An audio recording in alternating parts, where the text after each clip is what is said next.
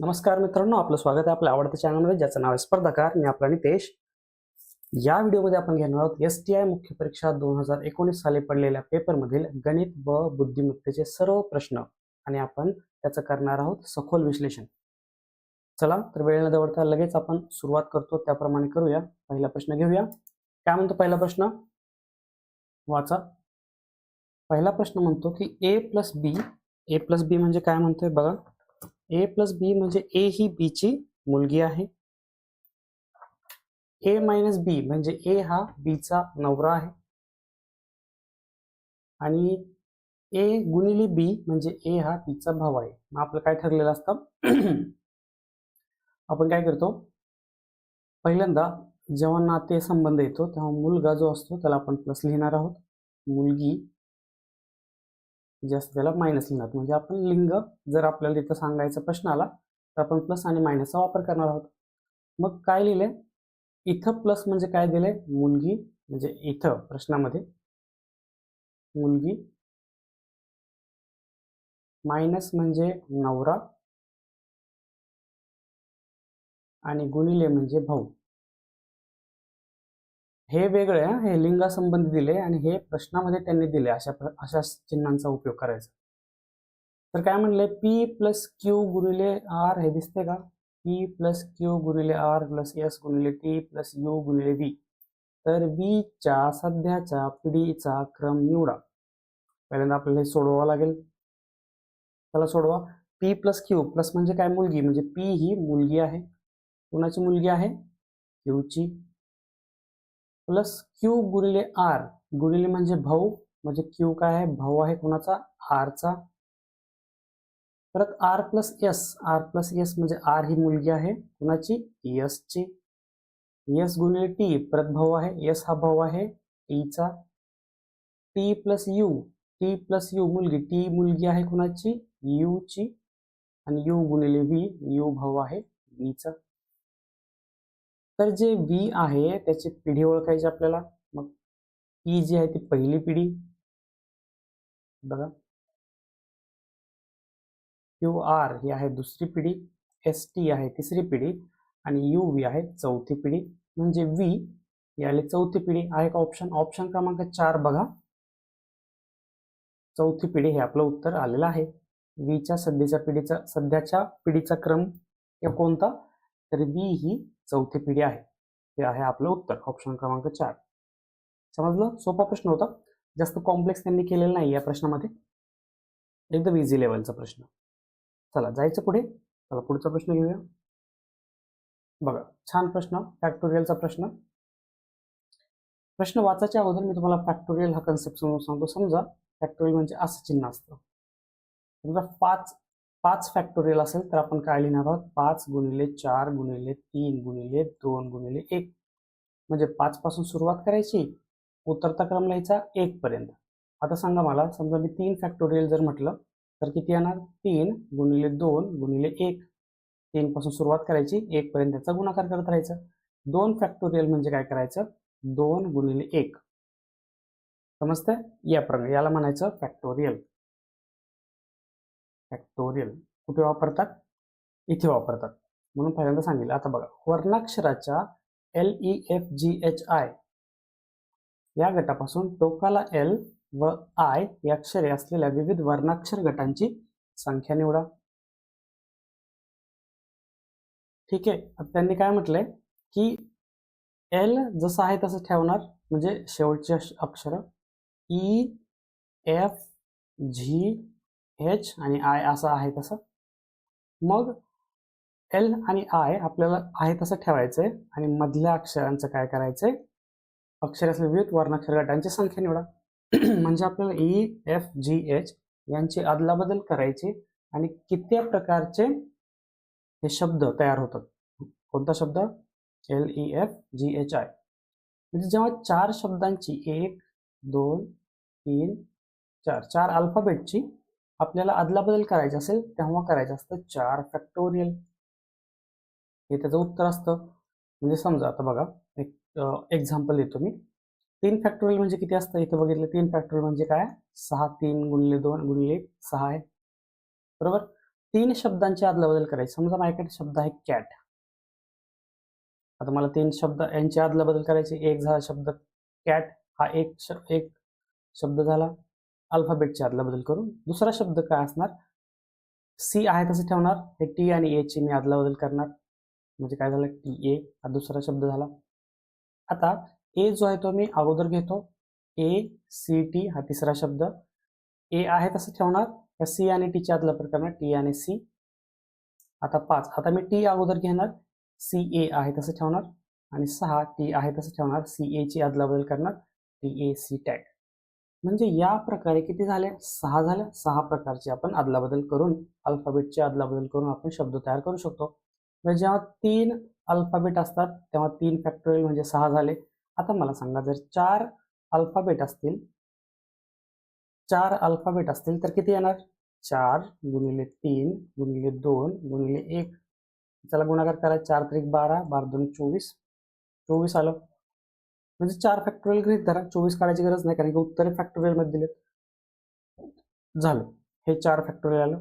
मग काय झालं, एल आणि आय हे टोकाला ठेवायचे, पण असं सांगितलं नाही की एल हे सुरुवातीला ठेवा, आय हे शेवटी ठेवा.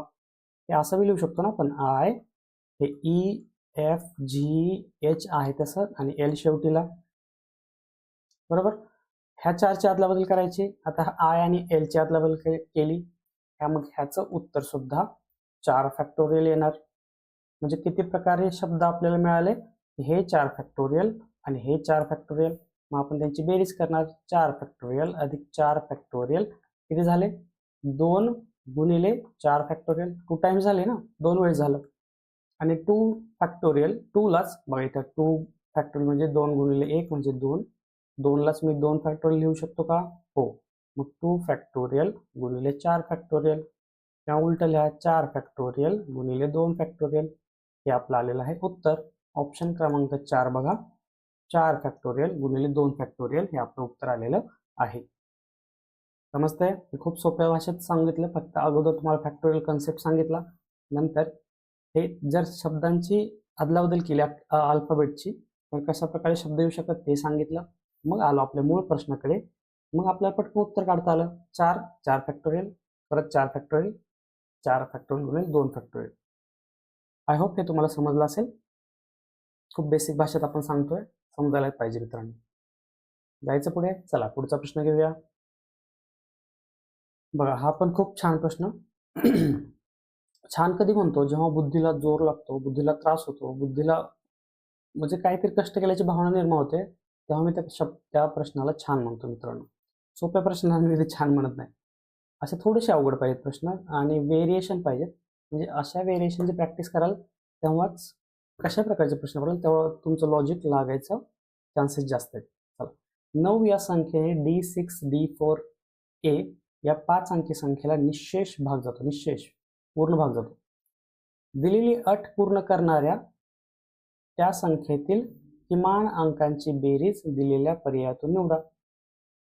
ओके, म्हणजे अंकांची बेरीज निवडायची आपल्याला. अंकांची बेरीज काय येते ते सांगायचे. दिलेल्या या संख्येतील म्हणजे या संख्येतील अंकांची बेरीज केली आपण तर किमान बेरीज दिलेल्या पर्यायातून निवडा. किमान म्हणजे सुरुवातीपासून घ्यायची, म्हणजे चढत्या क्रमाने आपण लॉजिक लावत राहायचे. तर बघा, पहिल्यांदा 9ची कसोटी काय सांगा मित्रांनो, मला 9ची कसोटी काय येते. कसोट्या पाठ पाहिजेत. बघा, 9ची कसोटी तुम्ही म्हणाल काय सर, दुसरी तिसरीतलं चौथीतलं चालू आहे सगळं. नाही मित्रांनो, बेसिक आहे, फाउंडेशन मजबूत पाहिजे. 9ची कसोटी म्हणजे काय, एक संख्या आहे समजा, एक संख्या 4 अंकी असो 5 अंकी असो, त्या अंकांची समजा ABCDE अशी काहीतरी संख्या आहे, किंवा संख्याच घेऊया 2 1 4 3 5 असं काहीतरी घेऊया. मग सर या संख्येला 9ची कसोटी म्हणजे 9ने भाग जातोय का हे चेक करायचं असेल मला, तर मला काय करावं लागतं, या सर्व या संख्येतील अंकांची बेरीज करावी लागते मला. 9 + 1 + 4 + 3 + 5, आणि मग याला 9ने भाग जातोय का चेक करायचं. 9ने भाग जात असेल तर या पूर्ण संख्येला 9ने निशेष भाग जाऊ शकतो, म्हणजे बाकी 0 उरते, 0 उरते. याला म्हणायचं 9ची कसोटी. मग ते करण्यासाठी आपण काय करूया, हे D6 D4 1 D6 एक्झाम्पल घेतलंय आपण, हे सोडवायची गरज नाही आपल्याला.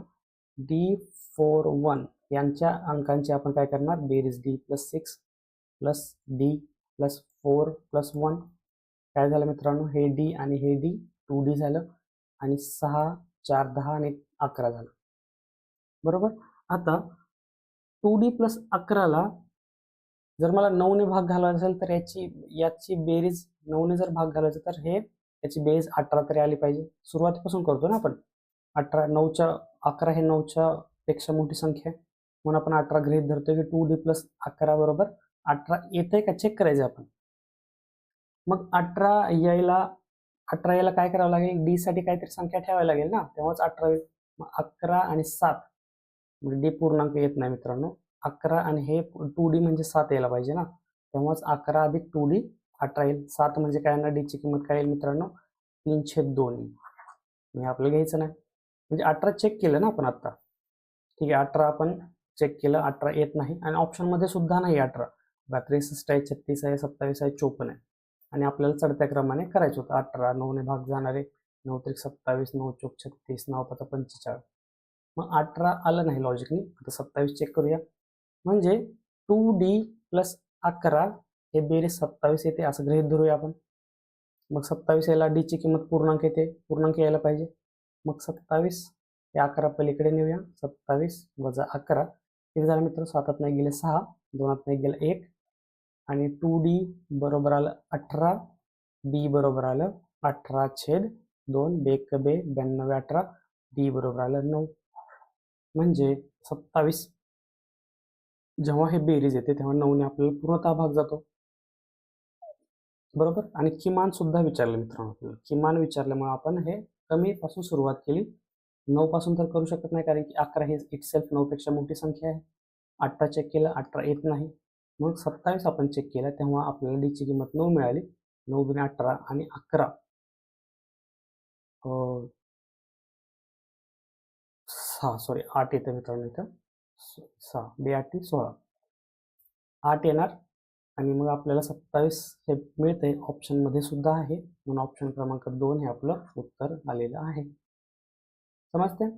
सोपं होतं. पहिल्यांदा तुम्हाला 9ची कसोटी माहीत पाहिजे. 9ची कसोटी म्हणजे या अंकांची बेरीज आणि त्या बेरीजला 9ने भाग जाणार.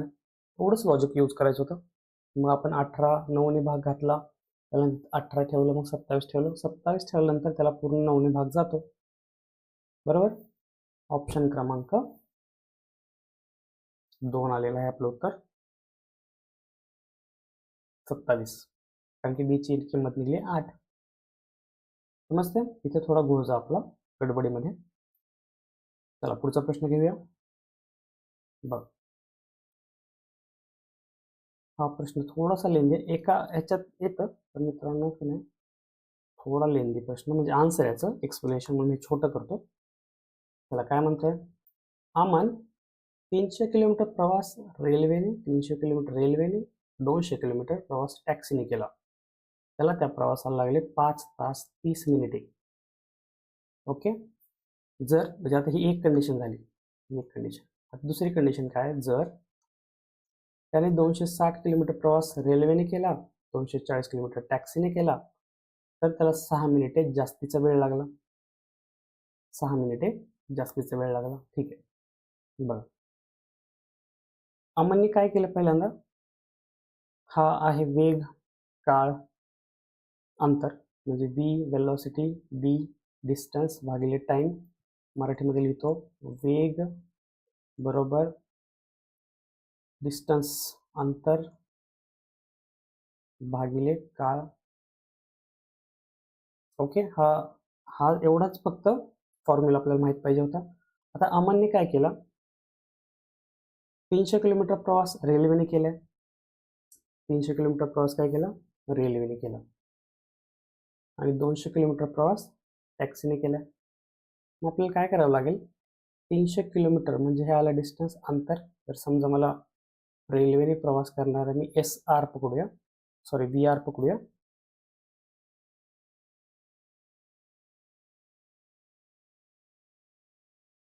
बघा, स्लोली जाऊया, गडबड नाही करायची. रेल्वेने प्रवास केलाय, किती किलोमीटर प्रवास केलाय, तर डिस्टन्स जे आहे ते D डिस्टन्स रेल्वे DR किती केलाय, 300 किलोमीटर केलाय. आणि टॅक्सीने किती केलाय 200 किलोमीटर, म्हणजे dt हा 200 किलोमीटर केलाय. तेव्हा टाइम किती लागलाय 5 मिनिटे 30, 5 तास 30 मिनिटे म्हणजे 5 तास आणि 30 मिनिट म्हणजे अर्धा तास, म्हणजे 5 आणि अर्धा तास. कारण की तासामध्येच ठेवूया, मिनिटामध्ये का करायचं नाही आपल्याला, कारण की सगळे जे युनिट आहेत ते किलोमीटर आणि तासात आहे आणि ऑप्शन सुद्धा आपलं उत्तर किलोमीटरमध्ये आहेत, म्हणून सगळे SI युनिट्स घ्यायचे, म्हणजे सगळे मोठे युनिट घ्यायचे. तर समजा हे मीटरमध्ये असतं आणि हे ऑप्शन सुद्धा मीटरमध्ये असते किंवा टाइम हा फक्त मिनिटामध्ये असतो, तर आपण तर तसे चेंजेस केले असते. ही पहिली कंडिशन झाली. दुसऱ्या कंडिशनमध्ये काय केलं की रेल्वेने प्रवास केला किती 260 किलोमीटर, बरोबर. परत टॅक्सीने किती प्रवास केला हे बघतोय आपण दुसऱ्या कंडिशनमध्ये, 240 किलोमीटर. आणि टाइम किती लागलाय, हा टाइम लिहिला आपण. टाइम लागलेला आहे आपल्याला 6 मिनिटे जास्तीचा वेळ, म्हणजे इथं 30 मिनिटे लागतात ना, तर 5 तास 6 मिनिटे जास्ती, म्हणजे 30 त्याऐवजी 36 भागिले 60 करतो. हे समजलं का मला सांगा. 5 आणि 30 म्हणजे एक हाफ घेतलं, 36 मिनिटे लागतात, म्हणून मी 6 मिनिटे जास्त लागतात. इथं 30 मिनिटे होतं, 6 मिनिटे जास्त लागतात म्हणून 36 मिनिटे झालं. आणि झालं इथं मी फक्त 30 मिनिटे लिहिलं असतं, पण परत मला त्याला तासामध्ये रूपांतर केला 60 ने भागावं लागलं असतं. 30 एके 30, 30 दोन्ही 60, म्हणून 1/2 लिहिलं आपण. अर्धा तास कळते, पण जेव्हा 6 मिनिटे उशीर लागतात म्हणून 36 भागिले 60 लिहिलेलं आहे मित्रांनो. समजते. मला अजून सोपं रूप द्यायचं का, आपण पुढे देऊया. आता मला काय करावं लागेल, मला सोपं फॉर्म्युलामध्ये समीकरणामध्ये मला या किमती सगळ्या ठेवाव्या लागतील. समीकरणात कशा ठेवूया, आता बघा dr जो आहे, dr आहे डिस्टन्स आणि psr म्हणजे vr. आता वेग लिहायचा ना आपल्याला, तर वेग आपल्याला आता काय करूया, हा टाइम काढायचा आपल्याला, टाइमची करायची बेरीज. म्हणजे रेल्वे 300 किलोमीटर गेला, टॅक्सीने 200 किलोमीटर गेला, त्यांना लागणार टाइम म्हणजे हा टोटल टाइम दिलाय. मग मला हा इंडिव्हिज्युअल टाइम काढावा लागेल. टाइम काढताना काय करावं लागेल, टी इकडे न्यायचं आणि व्ही इकडे न्यायचं. मग डी जो आहे आपला तो 300, म्हणजे हा टाइम ई बरोबर डी बाय व्ही झाला ना. मग डी बाय व्ही म्हणजे 300 किलोमीटर आणि व्ही म्हणजे रेल्वेने जाणारा वेग टी प्लस 200 भागिले, आता बघा डिस्टन्स 200 किलोमीटर आणि व्ही म्हणजे टॅक्सीने जातानाचा वेग, तो आहे व्ही. टॅक्सी म्हणजे टी लिहूया, हे आर लिहूया इथे रेल्वे. आणि बरोबर या दोघांचा टाइम, याला समजा हा टाइम लागलाय आणि याला हा टाइम लागला, या दोन्ही टाइमची बेस किती आहे 5.5 तास. 5.5 तास म्हणजे 5 गुणिले 2, 5 गुणिले 10 आणि 11/2 तास लागले, बरोबर. हे समजतं का बघा, एकदम स्लोली चाललोय आपण म्हणून गडबड करत नाहीये, एक एक भाग समजून घेऊया.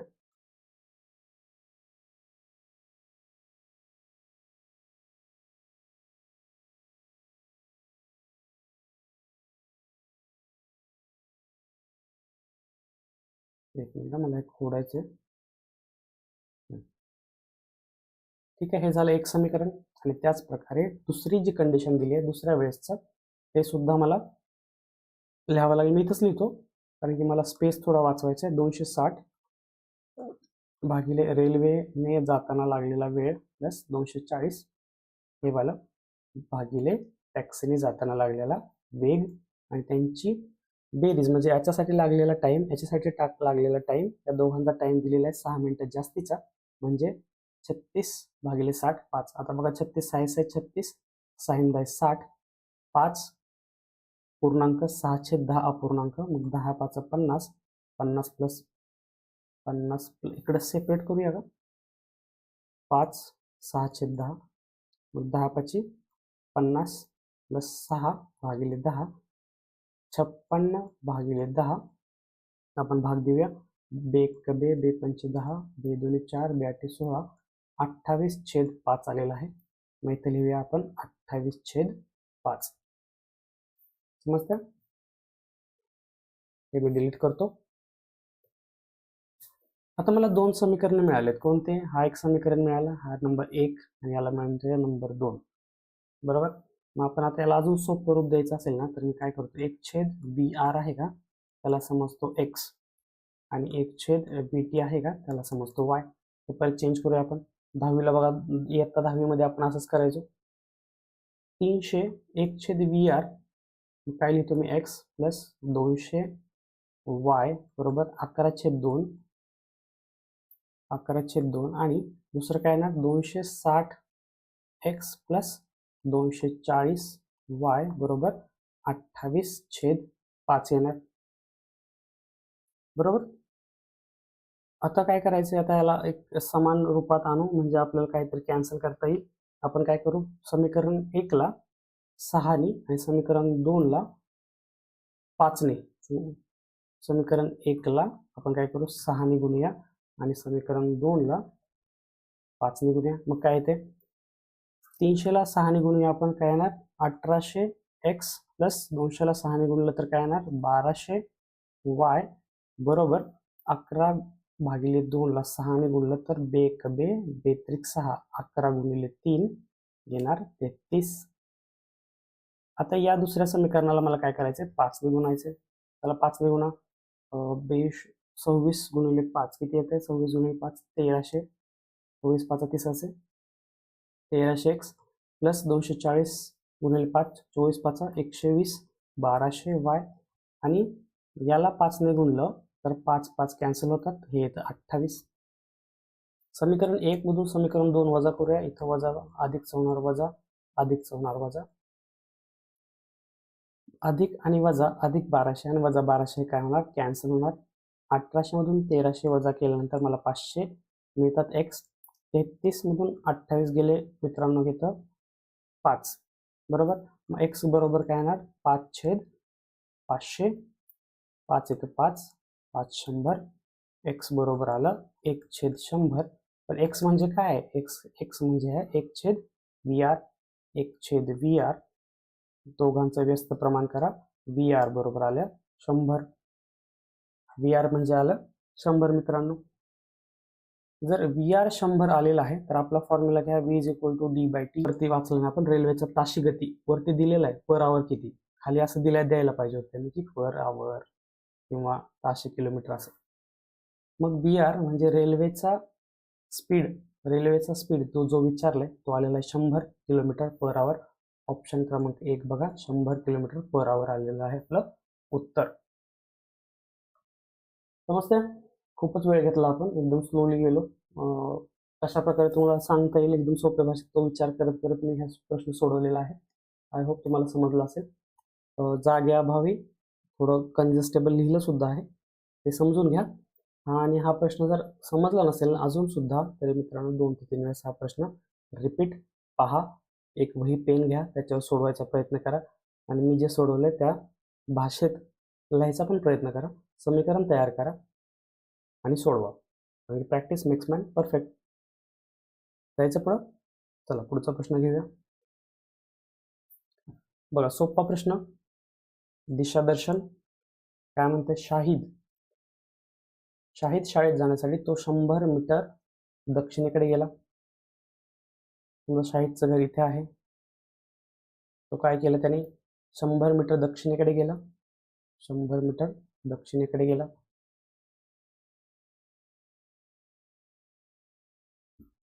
नंतर तो डावीकडे वळाला, हा त्याचा डावा हात आहे, डावीकडे वळाला किती, 200 मीटर, 200 मीटर गेला. मग तर आपण काय करूया, ते खालती लिहूया म्हणजे तुम्हाला समजेल. शाहीन 100 मीटर गेला दक्षिणेकडे, नंतर डाव्या हाताला तो गेला 200 मीटर, 100 मीटर, 200 मीटर. त्याचा डावा हात हा होता आणि याचं घर इथं आहे. नंतर पुन्हा डावीकडे वळून 100 मीटर अंतरावर मित्राकडे गेला. आता इथं असा वळाला ना, मग त्याचा डावा हात हा आहे, परत 100 मीटर वळाला इथे इथपर्यंत, त्याच्या मित्राचं घर आलं मित्राकडे. येथून मित्रासह तो पूर्वेकडे 400 मीटर अंतर चालून शाळेजवळ गेला. त्याचा उजवा हात आता हा आहे, उजवीकडे वळाला, तो कुठे गेला, 400 मीटर अंतरावर त्याची शाळा आहे, तिथे पोहोचला. तर घर व शाळा यामधील अंतर किती व शाळा घराच्या कोणत्या दिशेला आहे? बघा, शाळा इथं घर आहे आणि जे आपल्याला पाहिजे ते चुकलं आपलं. बघा, दिशा कोणती येणार मग? दिशा येणार हे पूर्व, हे पश्चिम, हे दक्षिण, हे उत्तर. मग पश्चिमेला जर घर असेल तर घराच्या पूर्वेकडे काय असणार मित्रांनो? शाळा. ऑप्शन क्रमांक कोणता येणार मग? 600 मीटर पूर्वेकडे. ऑप्शन क्रमांक 2 हे आपलं उत्तर आलेलं आहे, 600 मीटर पूर्वेकडे. समजते? जायचं पुढे. चला पुढचा प्रश्न घेऊया.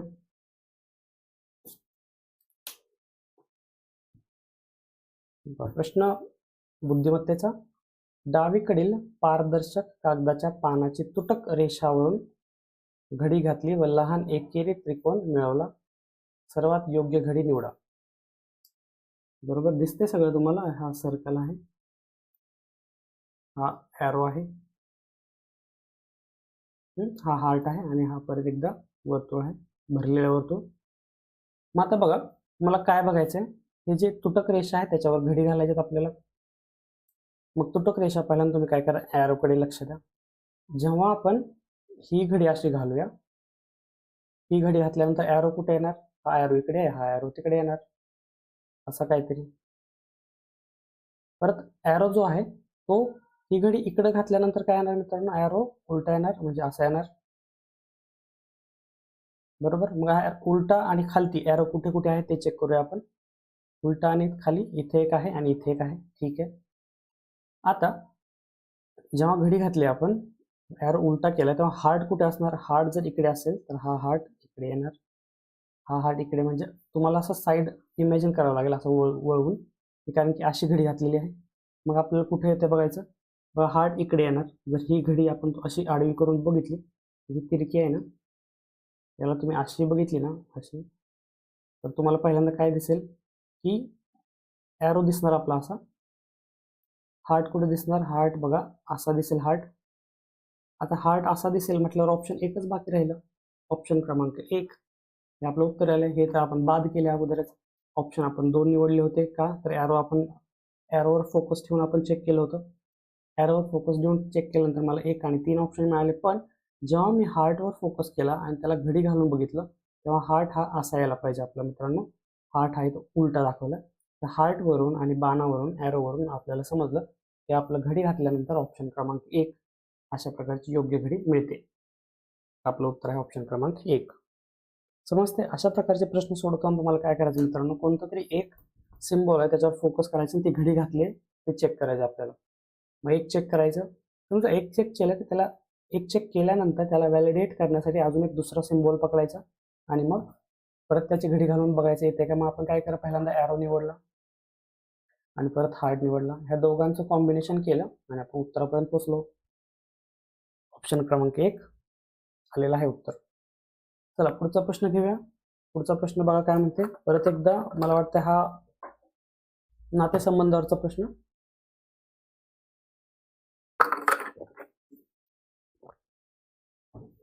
काय म्हणते प्रश्न? बी प्लस डी म्हणजे बी हे डी चे वडील आहेत, म्हणजे बी प्लस नाही, B5D हे वडिलांसमध्ये दिले. परत काय दिले? B9D म्हणजे काय? बी ही डी ची बहीण आहे, म्हणजे 9 हे काय दिले? बहिणी संबंधित दिले. परत B4D म्हणजे भाऊ, बी हा डी चा भाऊ आहे, म्हणजे 4 आहे ते भावासंबंधित दिले. B3D म्हणजे बी ही डी ची बायको आहे, म्हणजे 3 जेव्हा येतो म्हणतो तेव्हा आपण बायको लिहितो इथं. बरोबर. तर F हे सगळं दिले. आता F ही के ची आई आहे, कशावरून सांगायचे आपल्याला. मग आपल्याला काय करावं लागेल? ट्रायल अँड एरर करावं लागेल. प्रत्येक ऑप्शन चेक करत जायचे. तर पहिला ऑप्शन बघूया आपण. काय लिहिलं? F3M5K. आपल्याला निवडायचे F ही के ची आई आहे. पहिल्यांदा बघा, F3M पकडूया. 3 म्हणजे काय? बायको, म्हणजे F ची बायको आहे M. बरोबर. F ही M ची बायको आहे, म्हणजे काय लिहिलं बघा? बी ही डी ची बायको आहे, म्हणजे F ही M ची बायको आहे. आता M5K म्हणजे फाय म्हणजे काय, वडील, म्हणजे एम हे वडील आहेत कोणाचे, के चे, म्हणजे हे झाले वडील, ही झाली आई, आणि के हा त्यांचा मुलगा. मग एम हे के चे वडील आहेत आणि एम ची बायको जर एफ असेल तर हे झाले आई वडील, आणि याचाच अर्थ झाला की के ही के ची आई झाली, बरोबर. एफ ही के ची आई झाली, एफ ही के ची आई झाली. पहिलाच ऑप्शन आपला बरोबर आहे. ट्रायल करताना असं कधी कधी आपला जॅकपॉट लागू शकतो की फर्स्ट ऑफ जे ट्राय करतोय, check and trial and error मध्ये आपण चेक करतोय तेच आपलं उत्तर आलंय. म्हणजे आपला पुढे ट्राय करण्यासाठी जो वेळ वाचणार आहे तो पुढच्या प्रश्नासाठी आपण वापरू शकतो. त्याचं उत्तर आलेलं आहे ऑप्शन क्रमांक 1, F3M5K. हे जर आलं नसतं तर परत आपण हे चेक केलं असतं, मग हे चेक केलं असतं, मग हे चेक केलं असतं. मग आपण एकदा सांगितलं होतं कोणत्या तरी प्रश्नामध्ये की तुम्ही काय करत चला की कधी कधी मधला चेक करत चला, काय सांगावं नशिबाने जर त्यांनी वेळ वाया घालवायचा हा जर अप्रोच लावला असेल तर कदाचित 3 नंबर किंवा 4 नंबर ऑप्शन सुद्धा ते टाकतात. मग आपण काय करतो, 1 नंबरचा ऑप्शन, 2 नंबरचा ऑप्शन, 3 नंबरचा ऑप्शन ट्राय करतो आणि नंतर कळतं की आपल्याला 4 नंबरचा ऑप्शन उत्तर आहे म्हणून. ओके, असं येऊ शकतं. दुसरा अप्रोच आहे, पहिलाच कधी कधी टाकतात कारण की त्यांना माहिती पोर हुशार झाले, शेवटून सुरुवात करू शकतात. पहिल्यांदा टाकलं, ते तुमच्यावर डिपेंड आहे. ओके, मी असं सांगणार की पहिला यूज करा मग शेवटचा यूज करा. बायोलॉजिक कसंही करा, कधी कधी तुम्हाला वाटलं शेवटचं करू, कधी वाटलं पहिला करू, ते आपल्या लकवर डिपेंड आहे. ओके, समजते. चला पुढचा प्रश्न घेऊया. खूप लेंदी प्रश्न आपण मागच्या व्हिडिओमध्येच बघितलंय, खूप सारे लेंदी प्रश्न टाकलेले असतात आपल्याला वेळ वाया घालवायला. चला, भारतात बनवा या अभियानासंदर्भात लेखकाने नोंदवलेले निरीक्षण अभ्यासा. काय विषय, भारतात बनवा, मेड इन इंडिया. आता वाचूया. भारतात औद्योगिक उत्कर्षापर्यंत नेणाऱ्या नवोपक्रमांचा इतिहास नाही. भारत हा विनिमय करणारा देश आहे, म्हणजे नवोपक्रम होत नाहीत भारतात, भारत एक्सचेंज करतोय, विनिमय करतो. तसेच भारताची मानवी क्षमताच मोजपट्टी आहे, अशा नाजूक कारागिरीच्या आणि काळजी वाहनाच्या क्षेत्रात तो उत्तम कामगिरी पार पाडू शकतो. म्हणजे भारताचे स्ट्रॉंग पॉईंट कोणते आहेत की काळजी वाहनाच्या क्षेत्रात आणि नाजूक कारागिरीच्या क्षेत्रात तो उत्तम कामगिरी पाडू शकतो. ठीक आहे. हा देश सेवा पुरवण्यात देखील चांगली कामगिरी करू शकतो. सेवा पुरवण्यात, सर्व्हिस सेक्टर, चांगले कायदे, आमिषे, तंत्रज्ञान, पर्यटन, आतिथ्य, अर्थतंत्रज्ञान, आंतरराष्ट्रीय शिक्षण, आरोग्य सेवा, म्हणजेच ह्या ज्या आहेत कन्सेप्ट कोणत्या, चांगले कायदे, म्हणजेच ज्या क्षेत्रात माणसाचे असणे अजूनही महत्त्वाचे आहे, जेथे व्यक्तिगत अवधान महत्त्वपूर्ण ठरते आणि यंत्रे व मोजणी साधने तुलनेने कमी महत्त्वाचे आहेत, अशा क्षेत्रात तो चांगली कामगिरी करू शकतो. म्हणजे ज्या क्षेत्रात मशीन्सचा वापर कमी असतो, ज्या क्षेत्रात मानवी म्हणजे माणसांचाच वापर होतो, कारण की त्यांच्या मते माणसांचा वापर आपण चांगले कायदे, आमिष, तंत्रज्ञान, परत पर्यटन, टुरिझम, आतिथ्य, हॉस्पिटॅलिटी, अर्थतंत्रज्ञान या क्षेत्रात आपण माणसांचा उपयोग करू शकतो, जो की भारतामध्ये चांगली करू शकतात ते लोक. मग वरील माहितीच्या संदर्भात उचित अर्थ निर्वचने निवडा. म्हणजे आपल्याला 4 जे ऑप्शन दिले त्याच्यापैकी एक्झॅक्ट बरोबर ऑप्शन आपल्याला चूज करायचा की जो वरील दिलेल्या पॅसेजला एक लागू पडत असेल किंवा त्यातून आशय निर्माण होत असेल. ठीक आहे, चला वाचूया आता. औद्योगिक उत्कर्षापर्यंत नेणाऱ्या नवोपक्रमांचा इतिहास नसल्याने भारतात बनवा हे अभियान यशस्वी होणार नाही. यशस्वीच होणार नाही हे जरा एक्स्ट्रीम कीवर्ड आहे. या असे जेव्हा कीवर्ड्स येतात होणारच नाही, असंच नाही, तसंच नाही, तेव्हा आपण काय करायचं, त्याला चुकीचं मानायचं आणि तसा अर्थ सुद्धा निघत नाही पूर्ण पॅसेजमध्ये. पुढचा प्रश्न घेऊया. भारत सेवा पुरवण्यात चांगले काम करत असल्यामुळे त्याने पर्यटन, आतिथ्य, अर्थतंत्रज्ञान, आरोग्य सेवा इत्यादी क्षेत्र विकसित करण्याकडे प्रयत्न एकवटायला हवेत. एकदम बरोबर बघा. का, कारण की इथे दिले ना, मी एक कंस केला होता, कायदे, आमिषे, तंत्रज्ञान, पर्यटन, आतिथ्य, अर्थतंत्रज्ञान, आरोग्य सेवा हे भारतातील लोक चांगल्या प्रकारे करू शकतात असं आहे. मग हे आपण विकसित करण्याकडे प्रयत्न एकवटायला हवा असं सुद्धा आशय निघतो. हे उत्तर बरोबर आहे. उद्योगाची उभारणी करण्यात वेळ, पैसा, जमीन वाया घालवण्यापेक्षा भारतात चांगले कायदे, आमिषे आणि तंत्रज्ञानाचा वापर सेवा क्षेत्र विकसित करण्यात केला पाहिजे. बघा, ठीक आहे. आता मुलं काय करतात, जेव्हा चांगले कायदे, आमिषे आणि तंत्रज्ञान हे कीवर्ड जेव्हा इथं आले तेव्हा इथं होतेच, मग पोरांना काय वाटतात की बाबा हे बरोबर येऊ शकतं, तर तुम्ही पूर्ण वाचत नाहीयेत ना. वेळ, पैसा, जमीन वाया घालवण्यापेक्षा हे काय वाया घालवण्यापेक्षा, असं तर कुठं दिलं नाही त्यांनी की वेळ, पैसा, जमीन आपल्या वाया चालली म्हणून. म्हणून लक्ष ठेवायचं की हे फक्त आपल्याला शब्द सापडतायत आणि आपण शब्द पॅसेजमध्ये वाचतोय, त्यामुळे हे ऑप्शन बरोबर येऊ शकतं असं होत नाही. हे ऑप्शन चुकीचं आहे. जेथे यंत्रीय मोजमाप फारसे महत्त्वाचे नसतात आणि व्यक्तिगत अवधानाला महत्त्व असते, अशा क्षेत्रात भारत चांगली कामगिरी करू शकतो.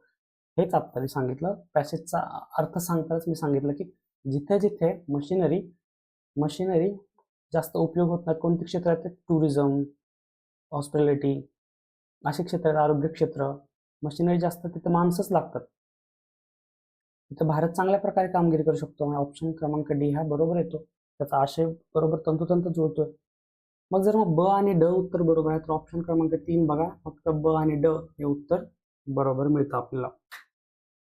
समजतंय?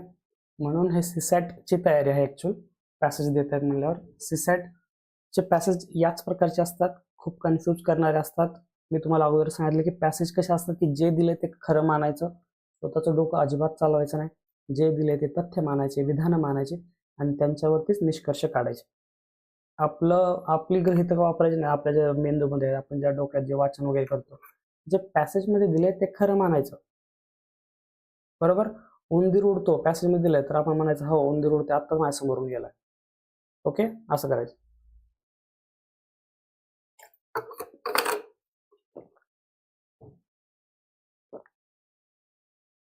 समजतंय? ऑप्शन क्रमांक 3 फक्त ब व ड हे उत्तर आपलं बरोबर आहे. जायचं पुढं. चला पुढचा प्रश्न घेऊया परत एकदा. द पॅसेज पण छोटा पॅसेज, नशीब आपल्यावर उपकार केला आयोगाने. चला, अनेक आहार तज्ञ दावा करतात की पाव खाणे आरोग्यासाठी चांगले नाही. आरोग्यासाठी काय चांगले नाही, आहार तज्ञ दावा करतात. कारण त्यात पचनासाठी आवश्यक असे तंतू नसतात. हे एक झालं. कोणी केले? आहार तज्ञांनी.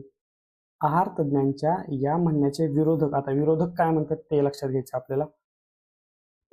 म्हणतात की परीक्षणानुसार पाव खाणारी पिढी त्यांच्या पालकांपेक्षा पोषणाबाबत कमी अभावग्रस्त आहे. म्हणजे विरोधक म्हणतात की नाही, पाव खाल्लं तर पाव खाल्ल्याने सुद्धा चांगले तुम्हाला पोषण तत्व मिळतात आणि ते तुमच्या पालकांपेक्षा पण चांगलं असतं. पालकांनी जे खाल्लेलं त्यापेक्षा चांगलं आहे असं विरोधक म्हणतात. पोषणाबाबत कमी अभावग्रस्त आहेत. कमी अभावग्रस्त म्हणजे त्याचप्रमाणे पोषण व्हॅल्यू म्हणजे न्यूट्रिशनल व्हॅल्यू याच्यामध्ये इन्क्लूड आहे. कमी अभावग्रस्त, बघ किती उलट पालट दिले. कमी अभावग्रस्त दोन्ही पण निगेटिव्ह, दोन्ही ऋण काय असतं आपलं धन असतं, म्हणून पोषणाबाबत जास्त आहेत असं म्हणूया. जर सत्य असेल तर विरोधकांच्या दृष्टिकोनाची पुष्टी करणारे विधान निवडा. तर ऑप्शन बघा, पाव खाणाऱ्या पिढीचे पालक नेहमीच ताजे व घरी बनवलेले अन्न खात. विरोधकांची पुष्टी जर करायची असेल तर पाव खाणारी पिढी त्यांच्या पालकांपेक्षा पोषणाबाबत, तर पाव खाणाऱ्या पिढीचे पालक नेहमीच घरी ताजे व घरी बनवलेले अन्न खात. हेच मित्रांनो उत्तर येऊ शकतं.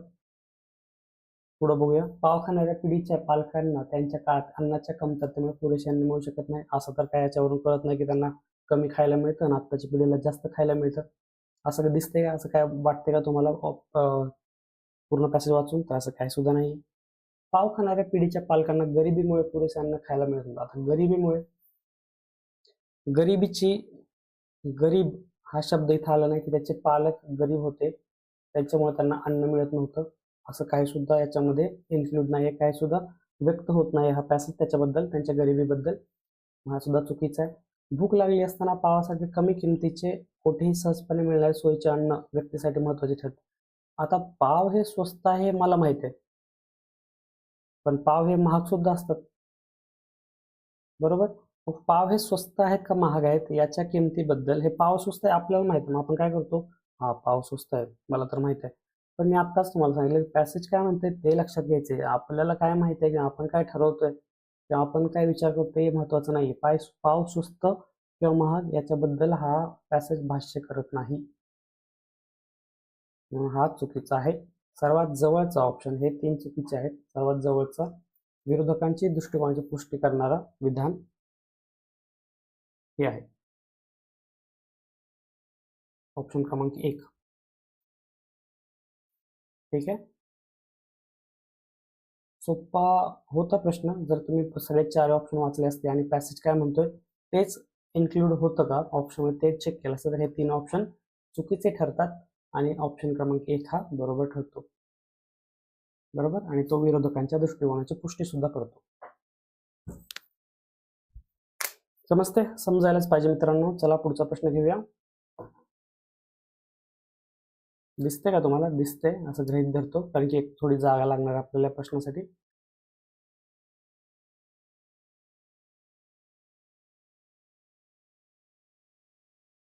थोडं मोठं करतो वाटलं तर.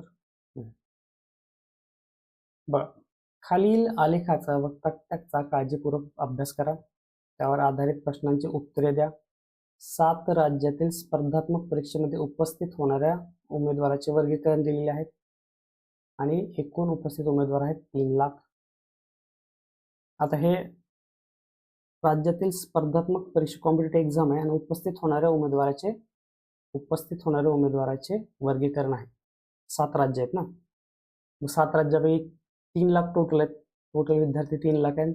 त्या 3 लाख विद्यार्थ्यांपैकी कोणत्या कोणत्या राज्यातून किती टक्के लोक आले ते दिले. एचं 15% आहे, बीचं 18% आहे, डीचं 23% आहे. अशा प्रकारे राज्यातून टक्केवारी, राज्यानुसार टक्केवारी आणि पुरुष व महिला पात्र उमेदवाराचे गुणोत्तर हे दिलेलं आहे. बघा, राज्यातून उपस्थित असणाऱ्या पात्र उमेदवाराची टक्केवारी ही एची, बीची, सीची अशा प्रकारे पात्र उमेदवाराची टक्केवारी दिलेली आहे. आणि पात्र उमेदवाराचे गुणोत्तर म्हणजे हे पुरुष व महिला, म्हणजे हे पुरुष आणि हे महिला टक्केवारी आहे. 4:5 म्हणजे 4:5 म्हणजे 4 पुरुष तर 5 महिला अशा प्रकारे गुणोत्तर दिले. म्हणजे 4 आणि 5 मध्ये 4:5. तर झी मधून पात्र उमेदवाराच्या पुरुष उमेदवारांची संख्या किती आहे? मला पुरुष उमेदवार पाहिजेत फक्त झी मधून, म्हणजे याच्यामधून ते काढायचे. झी मधून आता हे लक्षात घ्या 7% लोक आलेले आहेत एक्झामला. मग काय करावं लागेल? झी राज्यातील उमेदवार किती आहेत मला काढावं लागेल. झी राज्यातील एक्झामला किती आलेत उमेदवार? 3 लाख आलेत. बरोबर, सगळे टोटल 3 लाखापैकी 7% झी मधून आलेत. 7% म्हणजे 7/100 कितीच्या? 3 लाखाच्या. किती शून्य? 1 2 3 4 5. 1 2 2 2 शून्य कट. 7×21 आणि हे 3 शून्य म्हणजे 21,000 झी मधून उमेदवार आलेत. याचा रोल संपला इथं. झी मधून 48% हे पात्र उमेदवाराची टक्केवारी आहे. बरोबर, पात्र, आता हे उमेदवार होते याच्यातील किती टक्के पात्र उमेदवार झाले? 48%. 48% म्हणजे 48 × 100 21,000पैकी. बरोबर ना, झी पर्सेंटेज होता टोटल उमेदवार 21,000, त्यातील 48% पात्र झाले 21,000पैकी. मग किती झाले बाबू? 0ला 0 कॅन्सल, 0ला 0 कॅन्सल. 48 × 210 गुणाकार करूया. 48 21 1 1 8 4 0 2 8 30 16 चाला 1 2 4 8 1 9 8 6 4 10 चाला 1 10 म्हणजे किती आलं मित्रांनो? 1008 आणि हे 0 वरचं म्हणजे झालं 10,080 उमेदवार हे पात्र झाले. 10,080 उमेदवारापैकी पुरुष आणि महिलांची गुणोत्तर काय? 9:11. बरोबर, यातले मला काढायचे फक्त पुरुष. मग हे समानपट जर केली तर हे झालं 9x आणि हे झालं 11x. टोटल मिळून झाले 9 आणि 11 20x झाले. बरोबर, 20x टोटल पैकी 9x हे काय आहेत? हे पुरुष आहेत आणि महिला. मग मला काय करायचे आता? पुरुष उमेदवाराची संख्या काढायची असेल तर मला काय करावं लागेल? हे 10,080 पैकी काढायचं की नाही, आणि त्याच्यापैकी मला काय करावं लागेल? 9x पुरुष कशापैकी? 20x पैकी घ्यावे लागतील मला. समानपट आहे. 20x कॅन्सल करा, 9/20 उरलं. पुरुषांची संख्या काढायची ना, पुरुषांची संख्या काढायची तर 9 हे पुरुष होते, 9x पुरुष होते किती पैकी? तर हे टोटल जर केले पुरुष आणि महिला हे 20x पैकी तर मला मिळेल फक्त पुरुषांची संख्या. मग x कट झालं 9/20. डायरेक्ट 9/20 सुद्धा लिहू शकलो असतो, पण तुम्हाला समजावं म्हणून मी ह्याला समानपट x केलं, 20x केलं, 9x भागिले 20x ठेवलं आणि x आणि x कट केलं. मग 10,080 गुणिले 9/20 आलं. 20 शून्यला शून्य कॅन्सल. बेक बे, बे पंचे 10, बे शून्य 0, बेचोक 8, 504 गुणिले 9 करा. 9 चोक 36, हातचा आला 3, 9,003, 9 5 45, 4,536 पुरुष होते. 4,536 दिसते का तुम्हाला? ऑप्शन क्रमांक 1 4,536. बघा हे उत्तर आहे 4,536. हे होते राज्य जी मधून पात्र असणाऱ्या पुरुष उमेदवारांची संख्या. पुरुष आहेत. जर स्त्री म्हटलं असतं तर इथं 9च्या काय आलं असतं मित्रांनो? 11 आलं असतं. बरोबर. आणि किंवा 4,536 हे 10,080 मधून वजा करा, तुम्हाला स्त्री मिळाले असते. पण आपल्याला विचारले पुरुष, उत्तर आलेलं आहे 4,536. समजते?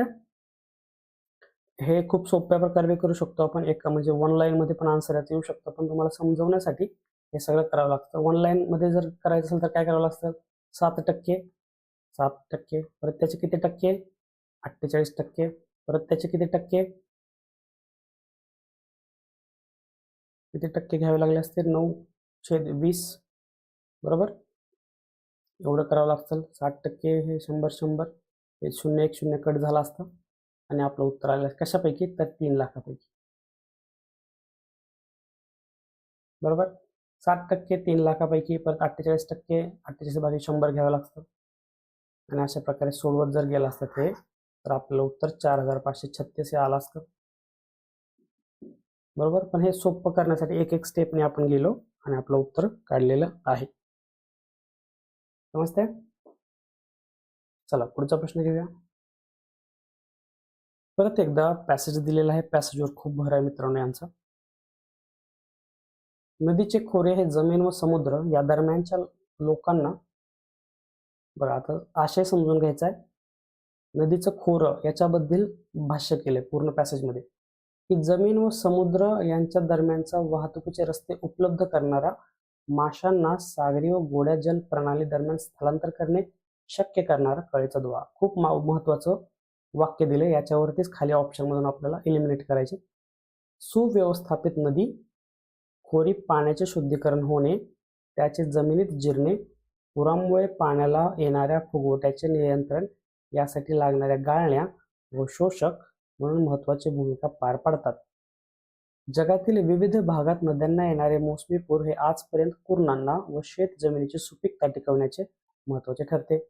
म्हणजे याचं प्रोज पण दिलेत, म्हणजे याचं काय म्हणतात त्याला ऍडव्हान्टेज दिलेत, की पुरामुळे चांगलं कामं कोणती होऊ शकतात हे सुद्धा दिले यांनी. तर वरील परिच्छेदाच्या आधारे काढता न येणारं, नीट वाचायचं. काढता आपल्याला वाटतं लगेच ऑप्शन मस्त हे मधलं वाचत नाहीत आपण, आपल्याला वाटतं की काय बरोबर ठरते तर क्लिक करून पुढे जायचे. तर काढता न येणारं, न हे लक्षात ठेवायचे. चला वाचा.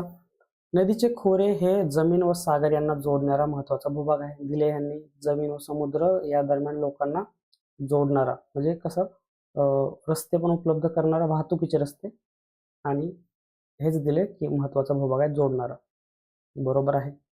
नदीचे खोरे हा जलशुद्धीकरणाला मदत करणारा तिचा अविभाज्य भाग आहे. जलशुद्धीकरण असं काय आहे का? जलशुद्धीकरण दिसते का तुम्हाला? हे बघा, सुव्यवस्थापित नदी खोरी पाण्याचे शुद्धीकरण होणे. पाण्याचे शुद्धीकरण होते, जलशुद्धीकरण होते का मित्रांनो? तर होतंय. नदीचा वाहतुकीसाठी उपयोग करणे हा तिच्या संवर्धनाचा चांगला मार्ग आहे. आता बघा, जर नदी वाहतुकीचा उपयोग करतोय आपण, नदीचा खोरा वाहतुकीला उपयोग करतो, पण वाहतुकीला उपयोग करतो याचा अर्थ तो त्याचं संवर्धन करणं होईल का? आणि तसं या पॅसेजमध्ये कुठे दिले का की संवर्धन होऊ शकतं जर आपण वाहतुकीचे मार्ग जर उपलब्ध केले तर? असं आहे का? संवर्धनाचा चांगला मार्ग आहे. वाहतुकीला संवर्धन होऊ शकत नाही हे मला माहिती आहे, पण पॅसेजमध्ये सुद्धा ते दिलेलं नाही, म्हणून ऑप्शन चुकीचा आहे. जर योग्य व्यवस्थापन केले तर नदी हा मासे मिळवण्याचा उत्तम मार्ग आहे. नदीमधून मासे मिळतात कारण की माशांना सागरी व गोड्या जल प्रणाली दरम्यान स्थलांतर करायचं असतं आणि तिथंच आपले मच्छीमार बंधू मासेमारी करू शकतात. हे ऑप्शन बरोबर आहे. मग आपल्याला काढता न येणारा अनुमान फक्त कोणता आहे? तर ऑप्शन क्रमांक 3 हे आपलं उत्तर आलेलं आहे, कारण की हे अनुमान आपण काढू शकत नाही. म्हणून आपलं उत्तर आलेलं आहे ऑप्शन क्रमांक 3. समजते? पॅसेज वाचायचा, महत्वपूर्ण काय दिलंय बघायचं, त्यातलं काय महत्वाचं आहे ते चेक करायचं.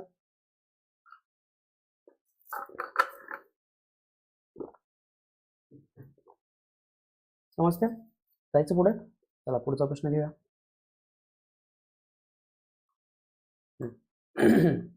काय म्हणते, 8 मित्र काय करायला लागेल? 8 मित्र क्रिकेटचा सामना पाहत पुढील प्रमाणे बसले आहेत. ठीक आहे. अशोकच्या उजव्या बाजूला भरत आहे. तर समजा असे बसलेत 1 2 3 4 5 6 7 8 बसलेत. मग आपण एक एक कंडिशन लावूया. अशोकच्या उजव्या बाजूला भरत बसलाय. समजा इथं अशोक असेल, त्याच्या उजव्या बाजूला काय बसलाय? भरत बसलाय. त्याच्या उजवीकडे कोणीच नाही, म्हणजे त्याच्या उजवीकडे कोणीच नाही याचा अर्थ होतो की भरत हा सगळ्यात शेवटी बसला. म्हणजे इथे लिहू का मी डायरेक्ट भरत, उजवीकडे कोणच नाही आणि इथे असणार आहे अशोक. ओके, हे 2 तर मला कळाले. ठीक आहे. इंद्रदेव व गणेश यांच्यामध्ये आदित आहे. ठीक आहे. काय म्हणताय? इंद्रदेव आणि गणेश. इंद्रदेव आणि गणेश यांच्यामध्ये कोण आहे मित्रांनो? आदित आहे. ठीक आहे.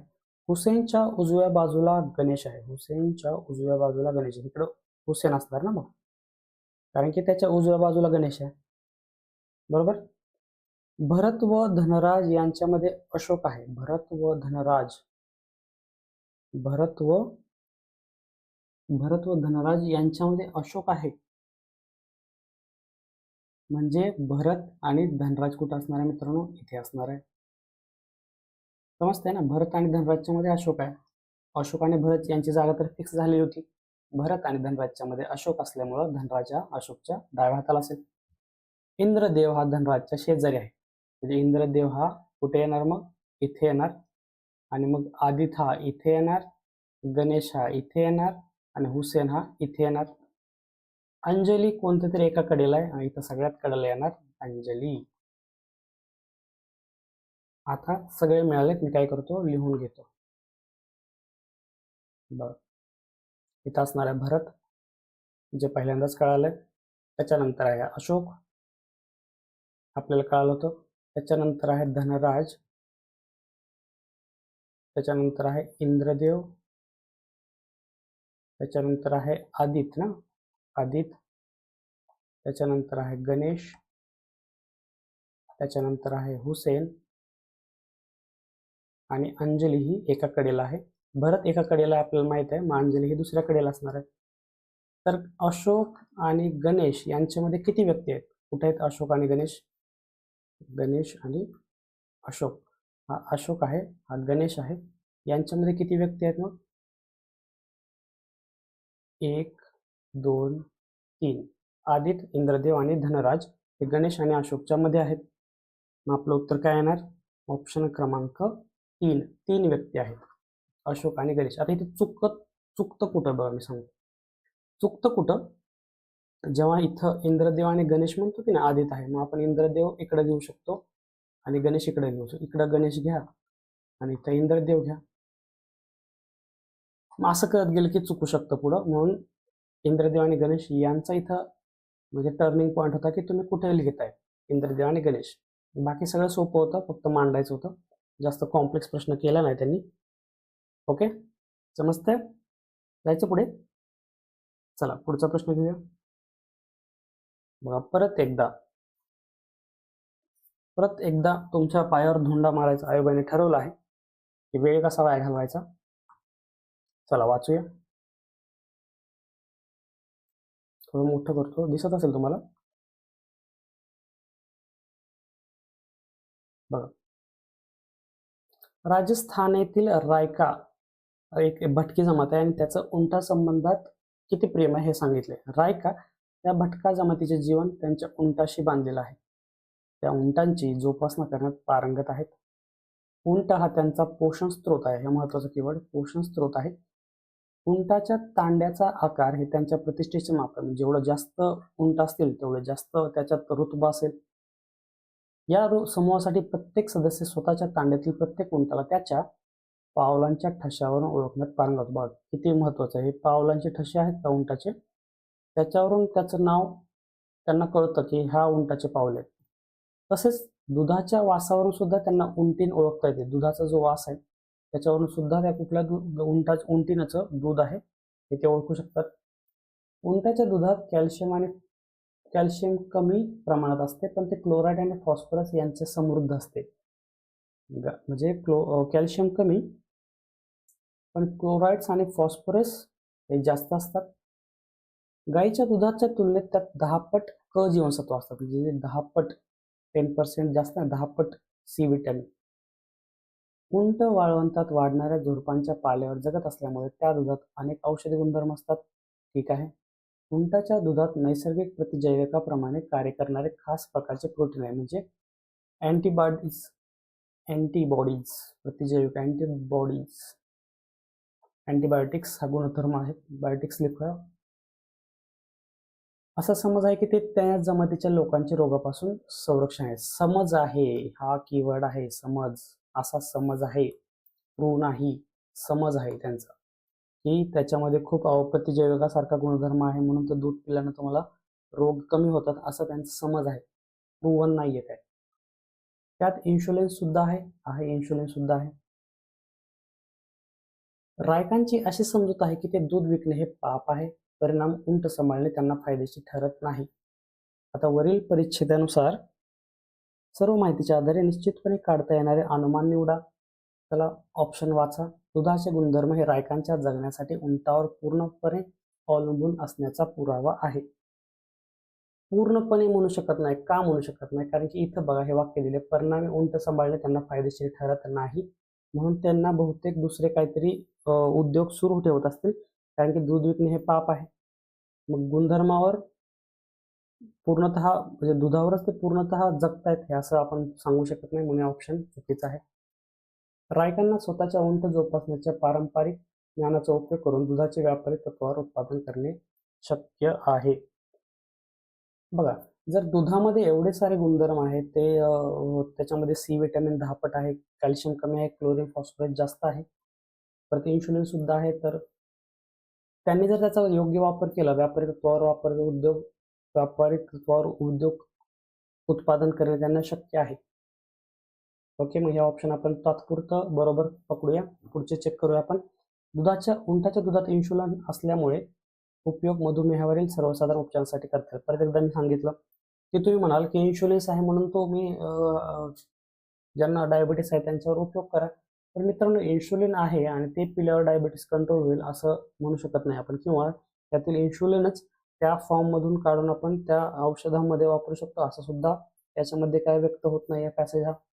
म्हणजे जर पॅसेज नाही म्हणतोय तर आपण सुद्धा नाही म्हणायचं. पॅसेज काय म्हणतोय का, इथं तर फक्त दिले इन्शुलिन्स आहे, पण असं दिला पुढे द्यायला पाहिजे होतं की त्याचा मधुमेहावर उपचारास उपयोग होऊ शकतो असं द्यायला पाहिजे होतं त्यांनी. म्हणून हे मी कमी, म्हणजे पूर्णतः चुकीचं नाही पण कमी चुकीचं आहे असं एक क्रम लावायचा आपल्याला, आणि आपल्याला निश्चितपणे काढणारे अनुमान सांगायचे. उंटाच्या दुधात नैसर्गिक प्रतिजैविक असल्यामुळे त्याचा उपयोग रोगावरील सर्वसाधारण उपचारासाठी करता येईल.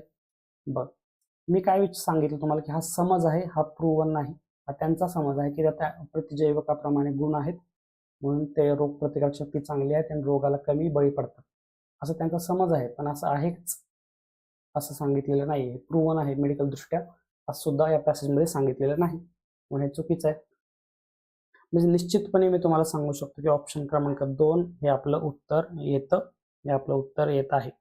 कारण की एवढे जर गुणधर्म असतील दुधामध्ये तर त्याचा तुम्ही व्यापारी तत्वावर उपयोग जर केला तर ते तुमची पारंपरिक ज्ञानाचा उपयोग करून त्याचं उत्पादन तुम्ही मोठ्या प्रमाणात करू शकता.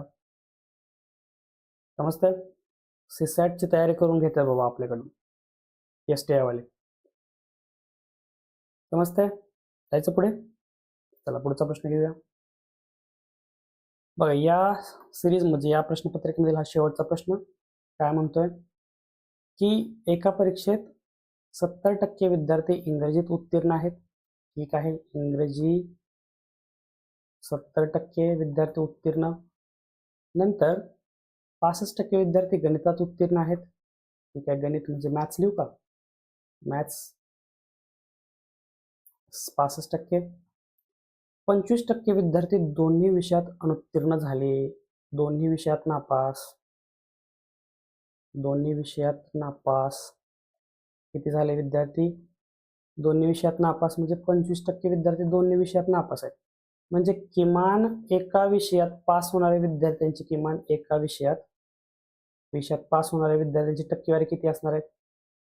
2 विषयात नापास झाले 25% आहेत, तर 100 मधून 25% वजा केले तर 75% विद्यार्थी असे आहेत की किमान एका विषयात पास झालेत, किंवा इंग्रजीमध्ये पास झालेत किंवा गणितामध्ये पास झालेत. जर 3000 विद्यार्थी दोन्ही विषयात उत्तीर्ण झाले, आता बघा दोन्ही विषयात उत्तीर्ण किती आहेत विद्यार्थी? 3000. दोन्ही विषयात पास लिहितो. तर एकूण किती विद्यार्थ्यांनी परीक्षा दिली होती? एकूण किती विद्यार्थ्यांनी परीक्षा दिली होती? चला काढूया. आता किमान एका आपला फॉर्म्युला लिहाय अगोदर ए युनियन बी बरोबर ए प्लस बी प्लस वजा ए ऑफ बी. ए युनियन बी म्हणजे किमान एका विषयात पास, कारण की दोघांचं मिळून सेट येणार ना, याच्यामध्ये पास आणि किंवा मॅथ्समध्ये पास. ए म्हणजे इंग्रजीमध्ये पास, बी म्हणजे गणितामध्ये पास, आणि ए ऑफ बी म्हणजे दोन्ही विषयात उत्तीर्ण. दोन्ही विषयात उत्तीर्ण.